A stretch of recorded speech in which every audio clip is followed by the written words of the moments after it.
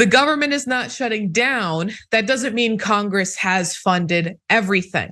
A key provision of the American Rescue Plan expired on Saturday, and PBS NewsHour reported on this. Key funding for childcare centers dating back to the pandemic ended on Saturday. More than 220,000 centers counted on those grants to help pay the bills and raise wages.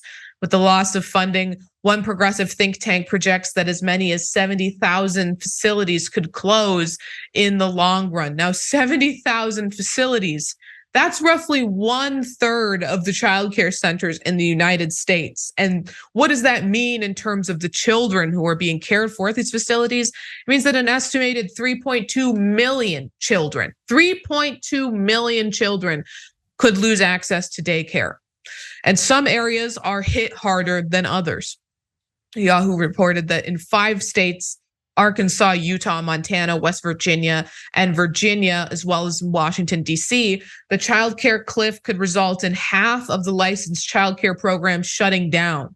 In Wisconsin, 42 childcare providers have already closed since June, and the childcare industry has been for some time operating on the brink of collapse. Particularly, a catalyst of this was the pandemic in 2020 when it started.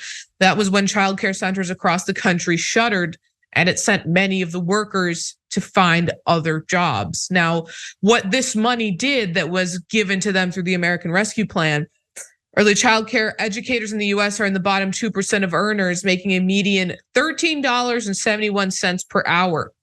The $24 billion in federal aid reached more than 220,000 providers, allowing programs to cover basic costs like wages, benefits, and program materials. The childcare sector is still down hundreds of thousands of workers from pre-pandemic. And so what does this mean on a larger scale?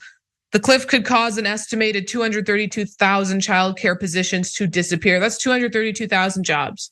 232,000 jobs. As for daycare facilities themselves, they're expected to become more expensive for parents as supply dwindles.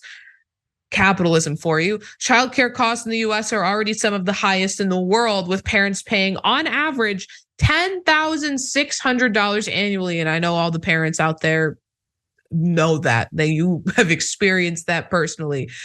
Now, one of the other things that this means, Senator Turner, is that a lot of parents are going to be forced to have to choose. Someone's going to have to stay home and watch these kids. We can't afford childcare anymore, or there's not going to be any facilities anywhere close to us.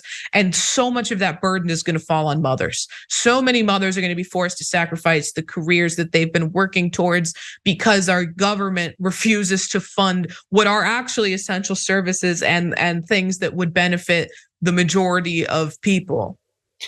It's an absolute disgrace, Ray. That's what this comes down to. And it's a stain on both parties.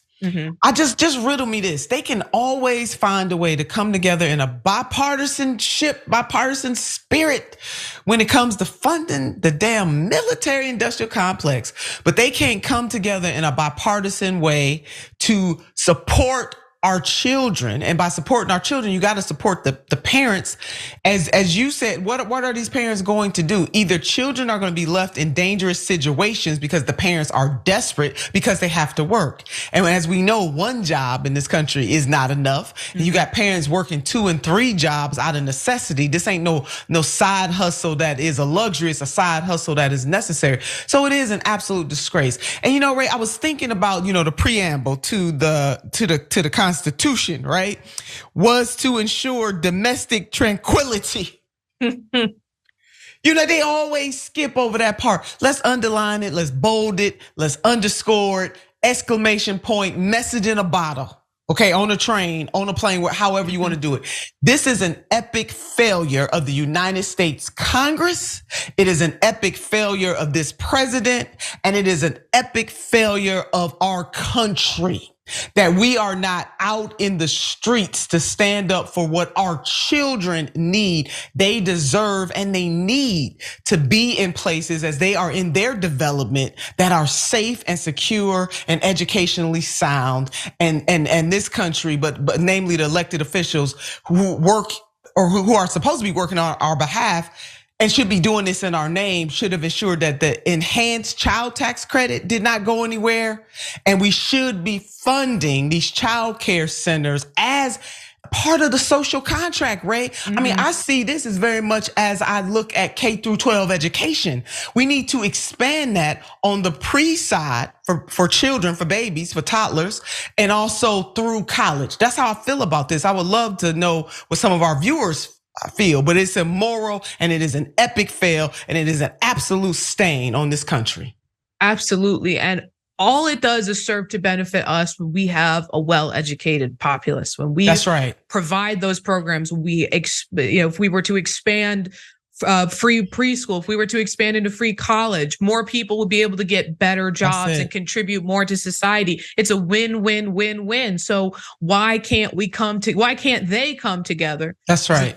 To make just a positive impact on our children.